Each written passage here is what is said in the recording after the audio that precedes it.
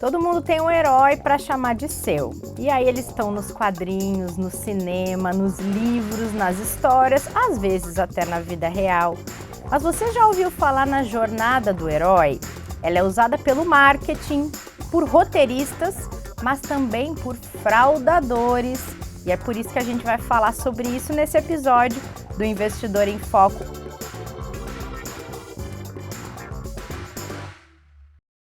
Meninas, bem-vindas de volta, tudo bem? Olá. Tá confortável nesse sofá? Eu só não tô com roupa adequada para fazer com a Ana. Pois eu ia falar a mesma coisa, gente. Eu não tenho roupa para estar ao lado desta mulher neste episódio. Vou tentar nem interagir muito. Eu vou tentar ficar invisível, tá? Olha, gente. Ana, você está maravilhosa hoje, elegantíssima. Amei o look inteiro. Muito Você bem. já é elegante por natureza, mas hoje tá mais. Mulher, né, gente? Né? São as minhas heroínas, essas duas, gente. Viu só? Tá bom, pode desligar. O episódio acaba por aqui. Acaba por aqui, a gente se vê no próximo. Bom, vamos lá. Por que a gente tem que falar de jornada do herói? Queria saber se alguém explica, eu não sei o contexto disso. Vai ser a Ana. Então a Ana vai explicar a jornada do herói, porque a gente vai ter que chegar na fraude. E a gente tá falando disso porque falar de fraude financeira nunca é demais, né? Nunca é Ou demais. melhor, alertar sobre nunca é demais.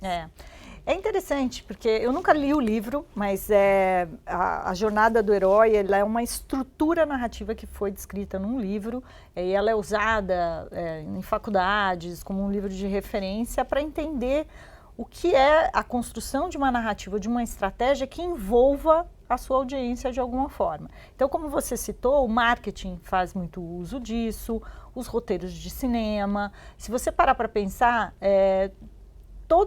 eu adoro assistir filmes de romance. Adoro. Sou uma pessoa romântica, gente. Tenho vários para te indicar. Ah lá. Dá pra gente terminar o episódio só pra pegar essa dica? Mas, e se a gente olhar a estrutura desses roteiros, ele sempre segue a mesma coisa, né? A mocinha que se envolve com o mocinho, às vezes ele é um bad boy e ela é uma mocinha... Às vezes eles se detestam antes, exatamente, aí depois se separam e as coisas, e o caminho deles não se cruzam mais, ou a família é contra, e aí depois há o reencontro e o final feliz. Isso é uma estrutura de narrativa. E a Jornada do Herói, ela conta um pouco essa estrutura. Então, eu peguei aqui os passos, né, dessa estrutura, legal. Que é o seguinte. Primeiro, ele mostra o mundo comum, que é uma forma da gente criar uma aproximação com a audiência. Então, são coisas que, no fundo, você se identifica. Que são aquelas coisas que a gente vê no cotidiano. Depois, é um chamado para a aventura. Vamos lá, vamos fazer, vem comigo, né? Depois tem aquela coisa da recusa do chamado, então se a gente olha nos romances, é isso não, ele não é para mim e tal. Depois tem o encontro com o mentor, que é em geral aquela pessoa que vai então te trazer para o caminho certo, que é a pessoa que você se identifica, que você olha ali como se fosse, né, um mentor de fato para aquilo. Aí tem aquela travessia, então é todo o desenrolar da trama, depois as evidências de que aquilo vai realmente acontecer. A do Chitãozinho, Chororó. Caso vocês Ana não vai saibam, cantar um essa dia. é a minha segunda profissão, cantora, entendeu? Eu só não canto bem. Mas, então, existe toda uma estrutura que é até legal as pessoas conhecerem, mas o que isso é interessante da gente saber dessa Jornada do Herói? Que é uma estratégia. Sim. É uma metodologia usada para envolver as pessoas numa narrativa. Então, não à toa a gente conhece todas as estruturas quando a gente olha um filme de romance, quando a gente olha uma comédia, quando a gente olha uma história em quadrinho, quando a gente vê um anúncio. A gente está vendo ali uma coisa no qual você se identifica, vem ali a apresentação de um problema, e aí vem a solução, e essa solução gera o engajamento das pessoas. E ela é criada justamente para garantir esse engajamento, né? Uma linha de raciocínio proposital e planejada para que a pessoa fique presa àquela história, né? Isso.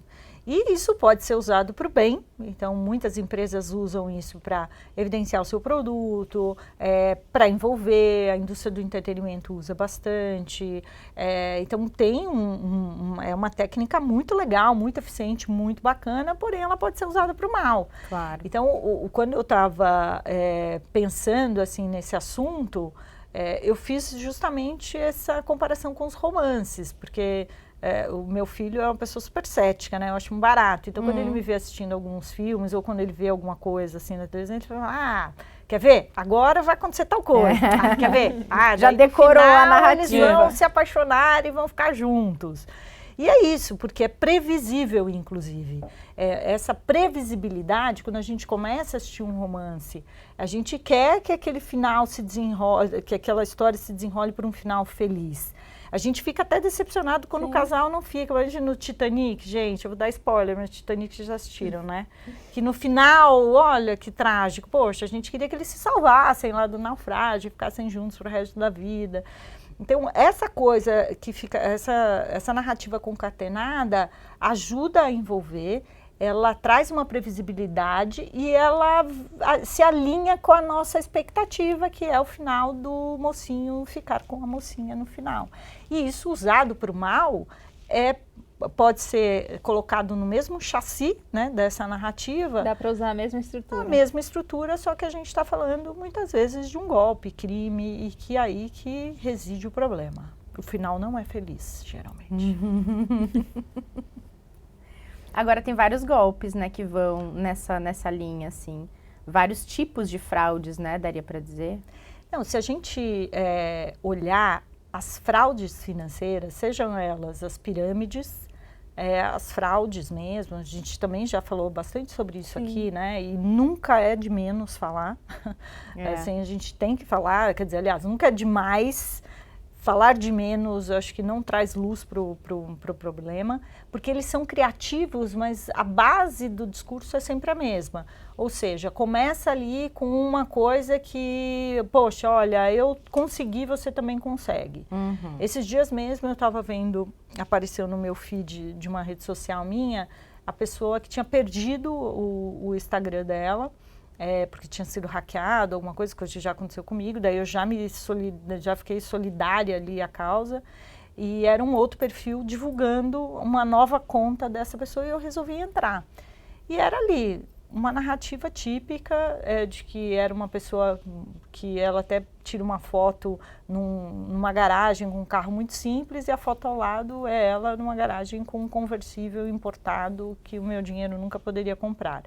Aquilo ali, eu falei, putz, isso aqui já tem sinal de que alguma coisa pode estar errada, pode estar super certo, mas em geral a narrativa é essa. É uma pessoa que conseguiu chegar lá de uma maneira que ela vai te ensinar como e que não tem risco e que é garantido que você também vai seguir o mesmo trajeto que ela, que várias outras pessoas conseguiram com a ajuda dele, e que no final você também vai se sentir como naquela foto, num carro conversível que o seu dinheiro nunca pôde comprar. Se a gente olhar, a estrutura é quase sempre a mesma. E tem umas nuances que são muito perigosas, porque nas pirâmides isso acontece muito. Para quem não sabe, as pirâmides financeiras, um precisa chamar o outro ali para ir montando a pirâmide. Só que diferente de uma pirâmide, quando ela é construída, que você começa a construí-la da base, a pirâmide financeira ela começa do topo. Então, um que precisa chamar dois, que precisam chamar quatro. Então, né, qual é a estrutura arquitetônica ou da engenharia que se começa de cima? Claro. Isso já é uma dica, né? De que a Ana fez tá arquitetura, aula de canto, finanças. É multidisciplinar, aqui a gente faz de tudo, né? E quando eles começam essa pirâmide, em geral, falam, não, eu consegui pegar o dinheiro de volta. Por quê? Porque eles até fazem isso como uma forma de isca. Então, você deposita o dinheiro, ele garante uma rentabilidade, ele te devolve o dinheiro com a rentabilidade prometida, justamente para que você acredite, confie e vá lá e faça de novo. Então, se a gente pegar o enredo, se a gente pudesse pegar os casos de fraudes financeiras, as últimas, pelo menos aquelas que vieram mais à tona, que é o caso do boi gordo, do avestruz, do camarão, do Telex Free, ou seja, várias, eu estou falando de algumas mais antigas, se a gente pegar a história é sempre a mesma. Então, se é usada a jornada do herói ou não, o importante é entender que sempre há uma mesma estrutura. Sim. E isso já é um sinal de alerta. Porque essas pessoas, elas vão justamente nisso, ela gera identificação, ela pega num ponto problema que a pessoa tem, ela realmente mostra evidências de que aquilo é uma coisa interessante e que vale a pena, e a gente vê um número assim astronômico de pessoas sendo fraudadas. Os órgãos reguladores da CVM registram esse tipo de crime, que é um crime, e a gente vê esse número crescendo cada vez mais, né? As redes sociais, se por um lado elas dão acesso à informação, elas também expõem as pessoas a esse tipo de crime muitas vezes.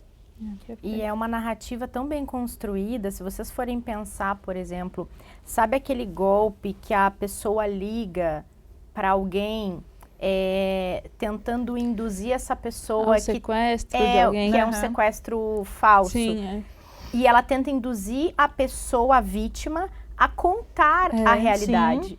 Então ela começa a falar de uma forma bem construída, que não é ela que diz para a mãe que está com a filha, é ela que faz com que a mãe diga que tem uma filha, para que depois ela diga que está com aquela filha, e às vezes a pessoa é levada ao desespero a dar andamento àquela negociação que se starta depois do problema ser mostrado. Uma vez a minha mãe tentaram fazer isso com ela, e aí quando falaram alguma coisa em relação a ela ter uma conta conjunta com o meu pai, ela se deu conta, porque eles não tinham conta conjunta. Porque ela tentou desvencilhar, porque ela ficou desconfiada, e aí vieram com essa conversa de que sabiam que ela tinha, e aí ela disse, não, beleza, é um golpe. Mas olha que sacada, porque às vezes você está ali no calor da emoção, você não para prestar atenção. E às vezes a pessoa passa a acreditar que a voz daquela pessoa é da filha ou do filho. Sim. Porque eles levam a construção da conversa para esse caminho, né? O meu avô passou por algo assim recentemente. Ligaram para ele, falei, né, que ele tem 92 anos, ligaram para ele fingindo que era o sequestro do meu pai. E daí, ele na hora, no calor da emoção, falou o nome do meu pai, né? Falou Maurício, a pessoa começou a usar isso. Daí, só que acho que ele percebeu, a gente já alertou meu avô de tantas coisas na vida, que ele falou assim, peraí que eu vou te ligar então. Eu vou te ligar para me certificar de que é você mesmo, porque eu sabia que você estava... Daí ele pegou, desligou o telefone na cara da pessoa e ligou pro meu pai. Olha, que esperto que ele foi. Pois é. Eu lembrei de um outro caso que eu cobri ainda quando eu era repórter, que é um crime, é um golpe muito praticado em mulheres, que é aquela história, na época eles até nomearam de príncipe encantado, que são quadrilhas muito bem organizadas, que identificam perfis de mulheres possivelmente mais vulneráveis, aparentemente, e esses homens entram em contato e vão construindo uma conversa, e aí a vida imitando a arte, né, a conversa do filme de romance, e começam a tentar, de certa maneira, identificar as necessidades daquela pessoa, daquela vítima, e começam a conseguir suprir algumas necessidades emocionais dela, a ponto de que o laço entre essas duas pessoas começa a se criar e a quadrilha consegue fazer com que esta mulher deposite dinheiro numa conta para que vá poder encontrar no futuro aquele cara que conquistou ela ali. Com uma conversa pré-planejada. Eu lembro que na época a investigação policial mostrou que eles tinham um roteiro pré-pronto de como conduzir a mulher a conseguir se envolver naquela conversa. Então eles identificavam perfis e eles conseguiam usar dessa má-fé e desse crime para envolver, e as mulheres gastavam milhares de dinheiro para tentar manter aquele laço que elas achavam que tinham criado, né? Mas eu não sei se vocês assistiram o Golpista do Tinder. Eu não assisti. Ainda não também. Não, então eu vou dar spoiler. Aí, né, cada um por si agora. Que o que vale é a audiência aqui. Mas tem uma hora que ele é documental, né? Diferente de alguns que...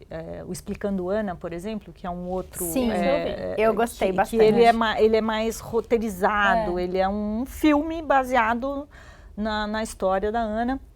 Mas o Golpista do Tinder é um documentário mesmo. Então, depoimentos, então aquela bem estilo documentário. E aí uma hora, uma das vítimas, ela falou que queria acreditar. ela falou assim, eu queria acreditar que aquilo era verdade, eu queria acreditar que ele era tudo isso, né? A gente gravou um podcast sobre essa série, falando dos ensinamentos aí do golpe de Tinder, e aí no final a minha companheira de podcast, a Ana Largue, falou assim, não, mas vocês cairiam nesse golpe? Eu falei assim, eu acho que não, porque assim, eu sou super desconfiada nesses 2 aspectos da minha vida, no financeiro e no amoroso, então ia ser difícil me pegar. Aí a Nayara, outra apresentadora, também deu a resposta dela, a Nath, muito descolada, ela falou assim, eu não ia acreditar, imagina que um homem daquele ia estar no Tinder. Ele ia estar no Tinder, ele ia namorar com uma super top model internacional, ia estar lá comigo no Tinder e tal.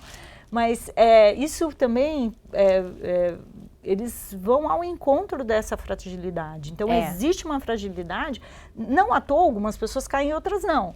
Então, essas pessoas, elas tentam, Sim. E aí, quando a pessoa está ali com uma fragilidade e você encaixa um discurso no qual ela quer acreditar ou precisa acreditar, isso é muito eficiente do ponto de vista de estratégia. E tem umas bizarrices, né? Outro dia, eu vi uma que era um golpe, que uma pessoa prometia que o dinheiro ia dobrar, né, de valor, colocando numa bacia com um líquido, uma bacia com um líquido, e tampava ali, você põe o dinheiro e o dinheiro ia... Então, e, gente, isso foi noticiado, a gente também pensou, né, o que é isso, que maluquice eu acho que o ponto existem... a criatividade humana não tem limite, ela só não é canalizada muitas vezes para aquilo que poderia ser mais, né, útil para a humanidade, para o bem, mas quando estamos falando desse tipo de golpe, é legal ver que é uma narrativa muito parecida, é sempre igual. E outro dado que é preocupante é que muitas vítimas de golpes caem novamente, é uma vítima recorrente. Por quê? Porque ela tem a sensação de que agora ela sabe o que ela está fazendo, porque agora ela sabe, né? Agora eu sei, aprendi, agora eu já estou sabendo que o negócio, né, eu vou sair antes. E no fim, de novo, tem uma nova narrativa construída a partir de uma mesma estrutura. Então é legal a gente sempre pensar, sabe, poxa, será que faz sentido? Faz mesmo, pesquise, consulte, denuncie. É muito subnotificado os casos de golpes financeiros, como todos os outros tipos de golpes e violências, a gente já falou também sobre isso por aqui. Porque a pessoa fica constrangida, porque às vezes é uma história tão óbvia, é uma abordagem tão evidente que a pessoa fala assim, meu Deus, como que eu pude cair naquilo? Então, ficam as sequelas financeiras, que para muitos é um problema, pessoas que acumulam dívidas por anos por terem sido vítimas de golpes financeiros, mas ficam as sequelas emocionais, porque a pessoa se sente fragilizada, ultrajada, insegura pra caramba, mas se você pegar, o roteirinho é de um filme de romance, é igualzinho. Agora, eu estava lembrando aqui, acho que a gente... devem ter algumas dicas, né, para tentar... para tentar se safar Para se safar, né, mas eu lembrei de uma agora, a gente gravou uma vez, acho que foi ano passado, um podcast só sobre fraudes financeiras envolvendo o banco, né, e trouxe uma pessoa do banco aqui para falar. E um alerta que sempre se faz, e que aqui o Itaú faz com frequência, o Itaú não liga pedindo dados, não manda um link pedindo seus dados pessoais, não vai querer que você diga sua senha, sua conta, seu nada.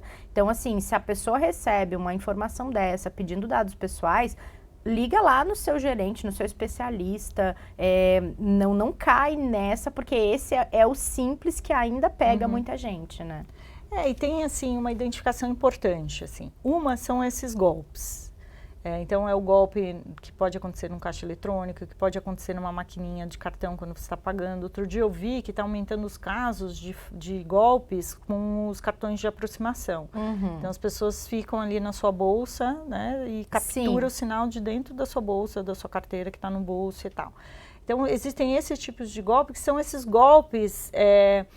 que eles tentam burlar um fluxo, um processo existente.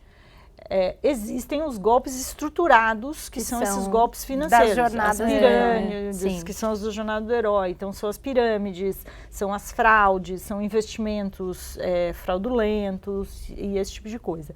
E existe uma coisa que eu gosto sempre de enfatizar, que às vezes se coloca no mesmo bolo. São os riscos dos produtos financeiros. Então, às vezes, a gente ouve muito, caso, não, porque aquilo ali era uma porcaria, era um golpe, perdi todo o meu dinheiro. Não, era a estrutura do produto, aquilo era o risco inerente do produto e tal. Então, a gente também precisa dividir. Certa vez eu vi que muitas pessoas reclamam porque, eu perdi o dinheiro, não sabia que ia perder. Tá bem, aí é uma outra categoria, a gente está falando de riscos, a gente está falando de uma coisa que não tem nada a ver com fraude. Mas esses golpes que são praticados, seja de desvio de dinheiro, usando instrumentos de transferência, em caixas eletrônicos, cartões de crédito, ou seja, todos os meios de transferência de recursos, esse é uma categoria. E outro é o que a gente está falando aqui, que são essas narrativas construídas. E esses golpes, eles podem lesar milhões de pessoas.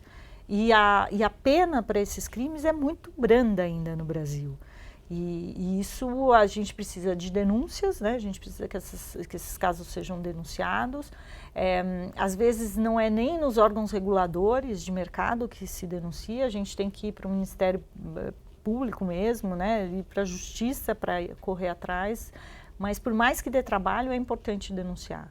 Mas presta atenção, porque sempre é a mesma historinha contada. E só para a gente fechar, estava pensando aqui, qual é o primeiro sinal de alerta de que pode ser uma pirâmide, hein, Ana? Olha, primeiro, eu acho que tem vários sinais, mas assim, investimentos com retorno acima do que se vê normalmente. Não há milagre, né?